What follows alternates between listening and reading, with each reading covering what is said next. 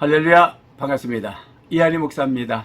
여러분, 오늘도 건강하시고요, 행복하시고 오늘도 주 안에서 승리하는 하루 되시기를 주님의 이름으로 축복합니다. 오늘 말씀은 모세의 얼굴 광채보다도 더 밝은 광채를 원하는가? 라고 하는 질문을 던지면서 오늘 말씀 증거하겠습니다. 성도님들이 제 유튜브를 보면서 제 얼굴이 참 좋아 보입니다. 많이 건강해 보이십니다. 얼굴이 밝고 좋습니다. 예, 그런 말씀들을 하세요. 뭐 그런 소리 들으면 기분 좋죠? 얼굴이 좋다는데 기분 안 좋을 사람이 없죠. 아브라함 링컨은 사람이 40이 되면 자기 얼굴에 책임을 져야 된다, 그런 얘기를 했다고 그러죠. 무슨 뜻일까요? 40이 되면 자기 얼굴에 책임을 진다. 그러니까 40년 동안 그분의 생각, 그분의 삶, 그분의 인생이 얼굴에 나타난다, 그러는 거죠. 그래서 잘 나타났으면 행복한 모습이면 행복하게 산 것이고, 정말 우울하고 좀 싸납고 그러면 그 인생이 싸나웠다라고 하는 거죠. 그래서 자기 얼굴에 책임을 져야 된다는 얘기를 한 것 같습니다. C.S. 루이스라고 하는 분은 인생을 가면을 쓰고 살라, 그렇게 했어요. 좀 역설적이죠. 보통 우리는 가면을 썼네, 왜 이렇게 외식을 해, 그런 얘기를 하지 않습니까? 그런데 가면을 쓰고 살라고 그랬어요. 물론 좋은 가면이겠죠. 무슨 얘기입니까? 이제 예를 들어서 우리가 부모님에게 효도를 하고 부모님을 잘 섬기고 또 부모님을 공경하는 그런 모습에 마음은 없지만 좀 가면을 쓰고 부모님에게 인사도 문안도 여쭙고 또 잘 섬기고 그렇게 해보는 거죠. 가면을 쓴 거예요. 뭐 그렇게 계속해서 가면을 쓰면 괜찮겠죠?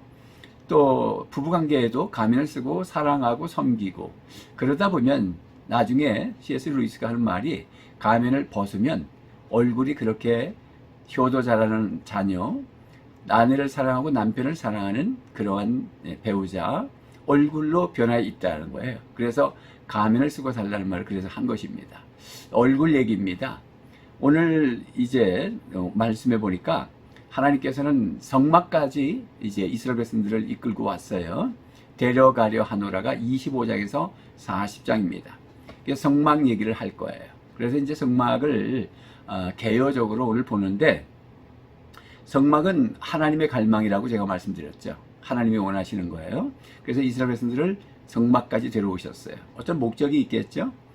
그래서 성막은 하나님이 이스라엘 백성들을 만나는 곳이에요. 그래서 하나님께서 거기서 내가 너희를 만나겠다 그랬습니다.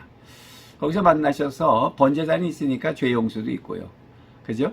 그 다음에 물두멍이 있으시니까 씻는 것도 되고요. 그래서 성소 안에 들어가면 공급이 되고 지성소에 들어가면 하나님의 임재를 경험하게 되죠. 그래서 오늘 모세의 영광 얘기를 좀 해야 될 것 같아요.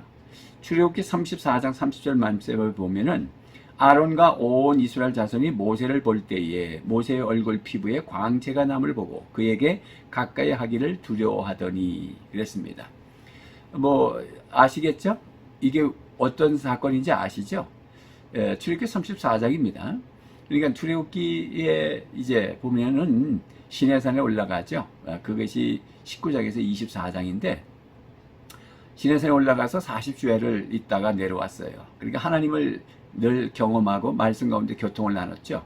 그렇게 깊이 하나님을 만나다 보니까 그 얼굴에 광채가 났다는 거죠. 그래서 그 광채가 너무 나니까 백성들이 두려워했어요. 그런 얘기죠. 뭐 아론과 온 이스라엘 자손이 모세를 볼 때에 모세의 얼굴 피부에 광채가 남을 보고 그에게 가까이 하기를 두려워했다 그랬습니다.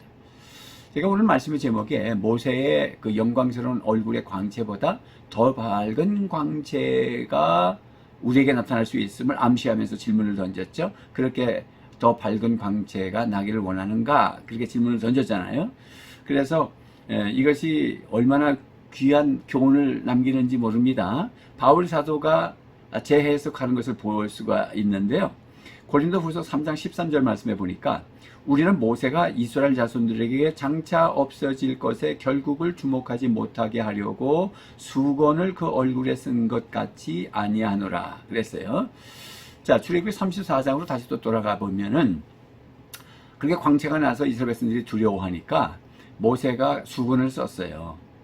단순하게 내가 수건을 쓰므로 저 사람들이 두렵지 않게 하려고 했다는 것이 아니라, 그렇게 우리가 보잖아요. 두려워하니까 썼다, 그렇게 생각하잖아요. 근데 바울이 재해석했어요. 뭐라 그랬어요? 우리는 모세가 이스라엘 자손들에게 장차 없어질 것의 결국을 주목하지 못하게 하려고. 그러니까 모세 얼굴의 피부의 광채는 일시적이라는 거예요. 그래서 모세가 그것을 보고 자꾸 현혹당하고 그것이 우상화되면 안 되니까, 그래서 수건을 썼다는 거예요. 모세가. 바울이 그렇게 얘기한 거예요. 우리는 모세가 이스라엘 자손들에게 장차 없어질 것의 결국을 주목하지 못하게 하려고. 없어지면 수치다. 그래서 그거 없어지는 거 못 보게 하려다. 그런 뜻이 아니에요.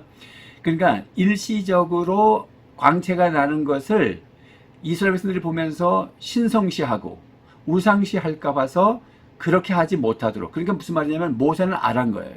이건 일시적인 것이다. 그러니까 더 나은 영광의 광채가 있다는 걸 모세가 알았다는 거예요. 그러니까 새 언약이 올 것을 알았다는 뜻이에요. 그래서 그들이 우상화할까 봐서 얼굴을 가렸다는 거예요. 수건으로. 그래서 그런데 우리는 그 수건을 그 얼굴에 쓴 것 같지 아니하노라. 그러니까 우리가 모세보다 더 영광스러운 관체를 가질 수 있다는 것을 또 바울이 말하는 거죠. 그러니까 수건 쓸 필요 없다는 거예요. 그럼 수건의 의미는 뭘까? 그냥 단순하게 모세가 수건을 가린 거예요. 그렇지만 영적 의미가 있단 말이에요. 수건은 이스라엘의 무지와 오해를 가리키는 거예요. 수건은 장차 예수 그리스도를 거부하는 불신앙을 말하는 거예요. 그게 수건이에요. 자, 또 읽어보겠습니다. 고린도후서 계속 3장인데요.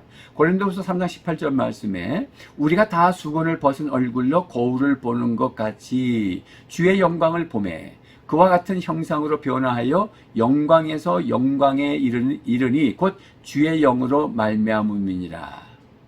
자, 또 해석해보죠. 뭐라 그랬어요? 우리가 다 수건을 벗은 얼굴로 거울을 보는 것 같이 주의 영광을 본다. 우리가 보는 거예요. 우리가 주의 영광을 보는 거예요. 그러니까 내가 내를 보려면 거울 볼 수밖에 없죠. 우리가 다 수건을 벗었어요. 수건을 벗었단 말은 이제 그 잘못된 가치관 아니면 그 율법으로 의로워진다는 것, 또 율법으로 구원을 받는다는 것, 그것을 벗어버리는 거예요. 그럴 수는 없죠. 그래서 얼굴로 거울을 보는 것 같이 주의 영광을 보내. 그와 같은 형상, 그와 같으면 주님의 형상이에요. 하나님의 아들 예수 그리스도의 형상이에요. 그 형상으로 변화되는 거예요. 그러니까 모세가 광채가 난 것을 수건으로 가린 게 영적 의미로 지금 오면서 뭐냐면 하나님의 형상으로까지 왔어요. 그게. 그러면서 우리에게 얘기했어요. 우리가 하나님의 형상을 잃어버렸단 말이에요. 죄가 들어오는 바람에. 그래서 예수를 믿어서 하나님의 자녀가 되고 첫째 하나님의 형상으로 영광의 광채가 나기 시작했다는 거예요. 근데 그것이 끝나는 것이 아니라 주님의 형상으로 닮아진 걸 영광의 광채라고 표현한 거잖아요. 근데 그 영광의 형상으로 변화돼서 영광에서 영광에 이른다. 그러니까 더 점점 더 광채가 밝아지는 하나님의 형상으로 더 가까이 간다는 거죠. 그것이 어떻게 가능하냐면 주의 영으로 말미암는다. 성령의 역사로 가능하다. 이런 얘기거든요. 그러면 완성 단계는 언제일까요? 예수님이 재림할 때 우리는 예수님의 부활의 신령한 몸의 영광스러운 몸으로 우리가 변화되는 거죠. 완전하게 되는 거죠. 그때까지. 그래서 우리는 예수를 믿으면 벌써 모세의 얼굴의 광채보다도 더 밝은 광채를 가진 거예요. 그게 하나님의 형상 회복이에요. 아시겠습니까? 그러니까 출애굽기를 알면 인생이 보이는 것입니다.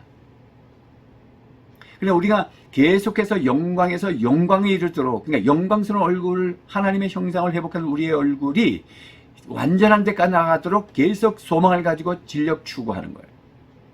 그것만 하는 게 아니잖아요. 그 영광으로 우리는 아내를 만날 것이고 남편을 만날 것이고 직장에서 사람들을 만날 것이고 학교에서 우리 친구들을 만날 거예요. 교우들을 만날 거고. 그 만남에서 우리는 하나님의 영광의 광채가 나야 된다는 거지. 이미 가졌으니까. 자, 거기까지. 그러니까 하나님께서 그러면 왜 의도적으로 이스라엘 백성들을 성막으로 데려왔느냐. 그들의 얼굴에 광채가 나도록 하기 위하여. 오늘 문맥상 그렇게 보는 거죠. 그래서 그러면 어떻게 광채가 나는 거냐? 하나님을 만날 때, 하나님을 깊이 경험할 때, 그러니까 성막으로 데려온 하나님의 갈망은 이스라엘 백성들이 노예였잖아요. 자, 애굽에서. 그 노예를 쫙 끌고 나서 12장에서 어린 양의 표로 유월절, 홍해에서 세례받고, 그 다음에 광야에서 5대 광야를 거쳐서 자기부정 훈련을 하고, 시내산에서 말씀 받고, 마지막에 성막으로 들어왔어요. 성막은 뭐 하는 거예요? 하나님을 아련하는 거예요. 하나님을 배알하는 거예요. 하나님을 경험하는 거예요. 하나님을 경험. 모세가 시내산에서 하나님을 40주야를 경험하고 왔어요. 말씀 가운데. 그래서 광채가 났잖아요. 그러니까 이스라엘 백성들도 성막으로 들어와서 하나님을 경험한, 이거는 저와 여러분들이에요. 우리가 말씀과 예배 가운데 하나님을 깊이 경험하면 우리가 이미 예수 그리스도를 믿어 새 언약, 예수 믿어서 구원받은 하나님의 형상을 회복된 광채를 가지고 있지만은 그것이 점점 더 깊이 가면 갈수록 영광에서 영광에 이르게 된다는 거예요. 그래서 나가잖아요. 성막에서 나가면 사람들의 하나님의 광채를 볼 거예요. 복음의 광채를 볼 거예요. 의의 광채를 볼 거예요. 그걸 가지고 복음을 전해서 이 땅에 하나님의 나라를 세우는 것, 이것이 하나님의 비전이에요. 또 고린도후서 3장을 또 보겠습니다. 고린도후서 3장 7절을 세 번역으로 볼게요. 돌판에다가 문자로 새긴 율법을 선포할 때에도 광채가 났습니다. 이해하시겠죠? 모세 얘기죠? 신약인데. 그래서 이스라엘 자손들은 모세의 얼굴에 나타난 그 광채 때문에 비록 곧 사라질 것이었지만 그의 얼굴을 똑바로 쳐다볼 수 없었습니다. 사라질 광채인데도 똑바로 쳐다볼 수 없었다는 거예요. 죽음에 이르게 하는 직분에도 이러한 영광이 따랐는데, 여기서 모세의 직분은 죽이는 직분인가? 그런 뜻이 아니에요. 모세는 율법을 상징하죠. 율법은 죄를 드러내죠. 제가 십계명 강해하고 여러분들 들어보셨잖아요. 제가 십계명 강해하면서 십계명 그냥 지나가려고 했는데 강해했다고 그랬어요. 일부러. 왜? 십계명을 보니까 야, 내가 형편없는 사람이라는 걸 알았어요. 1계명에서 십계명까지 어떤 것도 완전하지 않더라고요. 그러니까 예수 그리스도가 아니면 우리는 천번 만번 죽어도 마땅한 거예요. 복음이 아니면, 복음의 광채가 아니면. 그러니까 율법은 죽음, 넌 죽었어. 넌 율법 가지고 구원 못 받아. 이런 말이거든요. 그러니까 그것을 증거하는 구약의 율법의 사명자잖아요. 율법의 직분은 죽음의 직분이죠. 그래서 죽음의 직분이라는 얘기를 쓴 거예요. 죽음에 이르게 하는 직분에도 그런 영광이 따라왔고 광채가 났는데, 그러면서 8절에 하물며 영의 직분에는 더욱더 영광이 넘치지 않겠습니까? 이 세 번역으로. 영광의 직분. 하물며 영의 직분. 영의 직분이 뭐예요? 왕같은 제사장이죠. 하나님의 대행자예요. 하나님의 자녀된 권세를 누리고 이 땅에 가서 거룩한 제사장 나라가 돼서 사람을 살리기 위해서 복음을 증거하는 직분. 영의 직분이 영광스러운 광채라는 거예요. 이게 연결이 되죠. 하나님의 형상회복, 하나님의 영광의 광채 얼굴. 그것이 뭐냐? 신약에서 영광스러운 직분이라고 했는데 복음을 들고 나갈 때 멋있어요. 그러니까 모세보다 더 우월한 예수 그리스도. 그 예수 그리스도를 우리가 믿음으로 말미암아 모세의 죽음에 이르게 하는 그 직분도 영광스러웠는데, 하물며 살리는 영의 직분, 복음의 직분을 가진 자가 얼마나 더 영광스럽겠느냐. 그래서 오늘 말씀의 제목이 제가 모세보다 더 영광스러운 더 밝은 광채를 원하시냐고 제가 질문을 했잖아요. 가능하겠죠, 여러분? 그런 걸 성경에서 배워야 돼요.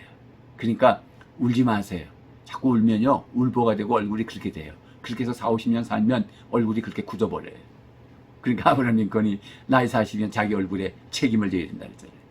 어쩌면 힘들면은요, 연습하세요. 안 되지만 그게 C.S. 루이스가 좋은 가면을 쓰는 거예요. 자, 그러니까 오늘 말씀을 하나님의 형상 닮은 얼굴로 하나님의 영광을 가지고 하나님의 영광의 복음을 들고 나가서 저 사람들을 살리러 나가는 거예요. 그래서 이제 하나님께서 그렇게 훈련하기 위해서 이스라엘 백성들을 데려가려 하노라.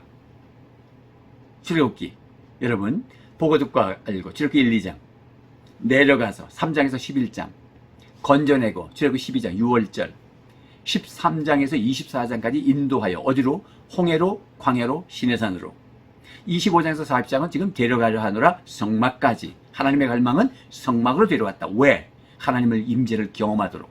그러면 한 번, 두 번 가지고 안 되겠죠? 왜? 40주야를 계속해서 모세가 하나님을 만났을 때 광채가 났으니까. 그러니까 우리가 계속해서 반복해서 예배하고 또 반복해서 예배하고 또 말씀 받고 계속하면 물론 우리가 예수를 믿었어요. 그게 새 언약이에요. 우리 옛 언약, 새 언약 그럴 때 우리 신학적으로 뭐 복잡하게 얘기해도요. 성도님들 그 어려운 거 아니에요. 에? 옛 언약은 율법으로 의롭다함을 얻는 거지만 그거 어렵잖아요. 그래서 짐승을 잡잖아요. 그 완전한 제사가 아니라는 거예요. 그러나 예수 그리스도가 제물이 돼서 완전한 제물이 되어주셔서 십자가 지시고 부활하셨잖아요. 그래서 우리가 그 성령에 의해서 내가 예수를 믿으면 거듭나는 것. 이게 새 언약이에요. 다른 것도 없어요. 예수 믿는 게 새 언약이에요. 그러니까 그것이 다른 말하면 하나님의 형상을 바꿔줬고 하나님의 형상을 회복했다는 것이고 다시 말하면 얼굴의 광채가 후광이 드러났다는 거예요. 그 복음도 광채거든요.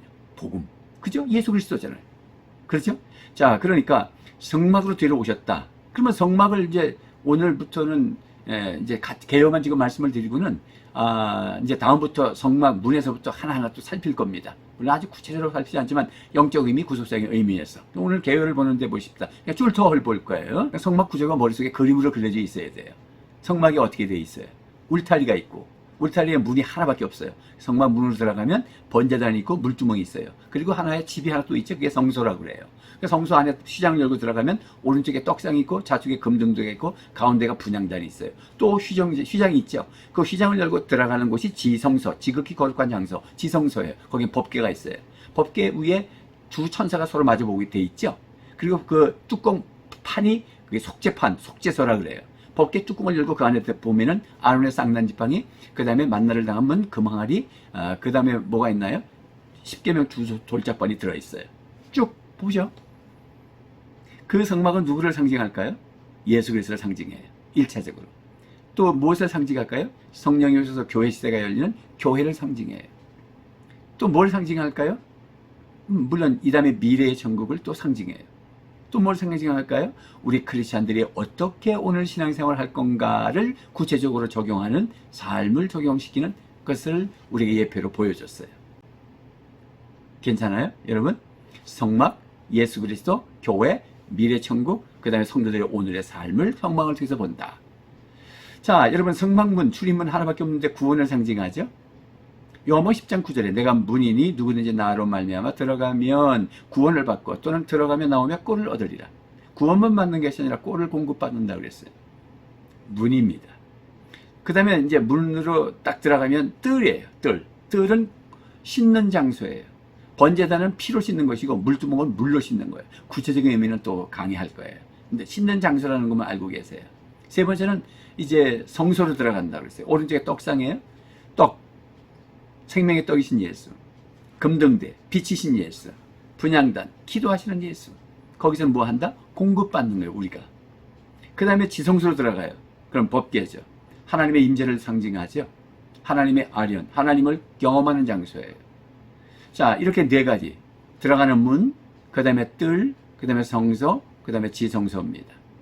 뜰, 씻는 장소. 성소, 공급받는 장소. 지성소, 뭐죠? 하나님의 영광을 경험하는 장소. 자, 이제 정리하고 마칠 거예요. 이제 정리해 봅시다. 여러분, 하나님의 얼굴로 이제 나아갈 거예요. 그렇게 이제 성막으로 쫙 통과하고. 그러니까 우리가 나중에 이제 성막 기도도 제가 가르쳐 드릴 거예요. 성막 기도하는 거. 문에서부터 번제단, 물두멍, 그 다음에 성소로 들어가서 오른쪽 떡상, 좌측 금등대, 가운데 분향단, 그 다음에 지성소 들어가서 법궤 앞에 섰을 때 구루 영광 속죄소 안에 내용물, 아론의 쌍난 지팡이, 만나를 담은 금항아리, 십지개면 두 돌짝반까지 쭉 나가면서 성막 기도. 그게 다 하나님의 영광스러워 해서 영광으로 나아갈 수 있는 광채가 점점 그러니까 목사님 얼굴 좋아요 말씀 전하니까 기도하니까 토반만 잃지 않으니까 응? 그런 거예요. 그래서 제가 살려고 유튜브 했다 그랬잖아요. 제가 살려고. 뭐 설교 이제 은퇴하고 나니까 어디 설교할 데가 없잖아요. 그러니까 제가 살아야 되잖아요. 영적으로. 그러려면 준비해야 되거든요. 그러니까 얼굴이 좋은 거예요. 밝고 건강하고. 토반만 읽고 공기 좋은 데 있다고 그래서 건강한 건 아니죠. 그러면 그건 인본주의죠. 자, 그런데 말이에요. 이제 나가잖아요. 왜 나가는 거예요? 영혼구원의 제자 삼는령이죠. 뭐 신약적인 관점에서 뭐 다른 게 아니라 그게 지상명령이잖아요. 그게 비전이잖아요. 그죠? 자, 그러면 나갔는데 현장이 어떻냐는 거야. 그것도 얼굴의 광채에 비춰서 제가 잠깐 보는 거예요. 고린도후서 4장 4절에 뭐라 그러냐면 그 중에 이 세상의 신이 믿지 아니한 자들의 마음을 혼미하게 하여 그리스도의 영광의 복음의 광채가 비치지 못하게 함이니 그리스도는 하나님의 형상이니라. 어때요? 여전히 고린도후서죠. 고린도후서 아까 3장에서 모세의 얼굴 광채, 그 다음에 우리의 형상 얼굴 광채 얘기하고 4장 얘기해요. 4장에 이제 질그릇에 보배를 가졌으니 그게 1장에서 나오던 이제 그러니까 쭉 나오다 그 4장 4절에 한 말이거든요. 그 중에 이 세상의 신이 믿지 아니하는 자들의 마음을 혼미하게 하여 그리스도의 영광의 광채, 영광의 복음의 광채가 비치지 못하게 합니다. 그러니까 고린도후서 4장에서 질그릇에 보배를 가졌는데 그 질그릇은 우리고 보배는 예수 그리스도잖아요. 그러니까 무교삼을 당하고 거꾸로 뜸을 당하고 뭐 무슨 일이 있어도 우리를 망하지 않는다. 그 문맥이잖아요. 그러면서 나갔어요. 그랬더니 마귀가 장난하는 거예요. 저 사람들 살려야 되는데 저 사람들 사는 게 혼미하게 했어. 그래서 하나님의 영광의 복음의 광채, 하나님의 형상인 그리스도의 복음의 광채가 비치지 못하도록 했다는 거예요. 그러니까 우리가 들고 나갈 때 우리는 좀 구질이한데 복음만 광채가 있는 게 아니에요. 우리도 광채가 있다. 예수 믿었으니까 내 안에 성령이 계시니까. 성령이 그거 하신다 그랬잖아요. 그러니까 성령 받은 사람이 얼굴이 광채가 나고 하나님의 형상으로 화해서 복음의 광채를 가지고 들고 나갔더니 저 광채를 비춰 저 사람 사는데 흑암이니까. 창조 질서에 뭐라 그랬어요? 세 가지. 그죠? 혼돈. 그죠? 혼돈. 공허. 흑암이었잖아요. 그냥 이 세상이 마찬가지거든. 그러니까 마귀가 하는 짓이 그 짓이에요. 네. 자, 그래서 우리가 사람 살리려 나갈 때 준비해야 돼. 마귀를 이길. 그래서 에베소서 6장 마지막 장이지만 하나님의 전신갑주를 입으라고 하는 거죠. 하나님의 전신갑주가 뭐예요? 응? 그냥 막 순서 틀려 상관없어요. 입기만 하면 되는 거 아닌가. 예. 그래서 신부터 신는다면 복음의 신이에요. 허리띠는 진리의 허리띠고 가슴은 가슴을 보호하는 건 이제 흉배라고 그러기도 하고 뭐 가슴을 보호하는 막 그죠? 그러니까 의의 흉배, 의의 호심경이라고 그러죠. 자, 그다음에 머리는 투구를 써야 되는데 투구는 구원의 투구. 그러니까 뭐냐? 복음, 진리, 의, 그다음에 구원, 그리고는 믿음의 방패, 방어죠. 방패, 믿음을 나가야 된다는 거죠. 그리고 뭐죠? 이제 비로소 싸워야 되는데 성령의 검, 곧 하나님의 말씀이죠. 그러니까 우리가 이거 늘 복음의 진리의 믿음으로 의의 믿음, 구원의 확신, 그리고는 성령의 충만함, 말씀 붙잡고 마귀를 물리쳐야 돼. 그래야 하나님의 얼굴에 광채가 나는 우리가 하나님의 광채의 복음을, 그리스도의 형상의 복음을 증거해서 사람 살리는 거예요. 그래서 하나님이 성막으로 데려왔다. 왜? 하나님을 만나게 하도록. 그래서 하나님의 형상으로 화하도록. 계속해서 영광스러운 광채가 나타나도록. 이게 오늘 말씀이잖아요. 그러니까 여러분, 예수 믿으면 모세의 얼굴보다 더 광채가 나는 거예요. 그러니까 한 소망 가지시고 오늘도 기쁨으로 사셔야 됩니다. 그냥 그 이미지로 안 되지만 가면을 쓰세요. 그리고 성령 충만해서 연습하세요. 다른 거 없어요. 단순 반복 지속 강의입니다. 그러면 사람이 변해요. 계속 여러분 청소년들, 젊은 청년들 계속 음란물 보고 계속 게임하고 계속 한번 해봐요. 그리고 영화를 봐도 꼭 사람 죽고 피가 질질 계속 1년, 2년 그 사람이요 눈이 달라요. 무섭습니다. 사악해집니다. 근데 우리가 계속해서 말씀을 보고 찬양을 하고 다 기도를 하고 좋은 거 보고 자연을 보고 그런 거 뭐 유튜브도 자연 얼마나 많습니까?